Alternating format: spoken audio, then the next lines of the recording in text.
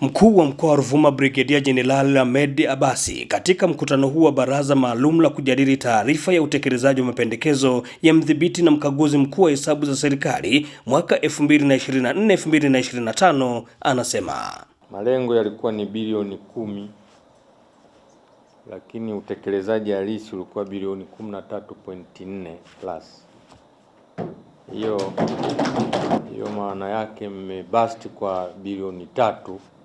Kupata hii hati safi kama alivyosema SEA sio jambo jepesi. Maana yake umekidhi vigezo vya kutunukiwa hii hati. Despite ya changamoto ndogo ndogo, lakini yale makubwa ambayo wao ndo wanayachukua kama basic mmeyatimiza. Niwaombeni tu jambo hili msiliache, muliendeleze ili halmashauri yetu katika mkoa wa Ruvuma iendelee kuwa kinara katika ukusanyaji wa mapato, lakini katika utoaji wa huduma kwa wananchi. Sisi tunajua tuna halmashauri 8, lakini tunaiangalia kwa jicho la pekee halmashauri ya Mbinga DC.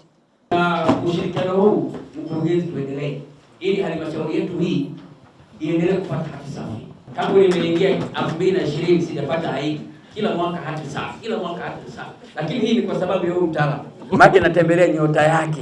Hata hivyo, katibu utawala wa mkoa wa Ruvuma Wakili Mary Makondo anaishukuru serikali kwa kupitisha kiasi cha shilingi bilioni 371 katika msimu wa mwaka 2026-2027 kwa ajili ya kutekeleza miradi mbalimbali ya maendeleo mkoani humo. Katika mwaka wa fedha 26-27 tumepitishiwa takribani bilioni 371 ambazo zinajumuisha mishahara ya watumishi na stahili zao, lakini uendeshaji wa ofisi pamoja na miradi ya maendeleo. Sababu mwaka wa nyuma tu hapo tulipata bilioni 351. Ni kiripoti kutoka katika halmashauri ya wilaya ya Mbinga mkoani Ruvuma. Ni mimi Emmanuel Msigwa, ITV.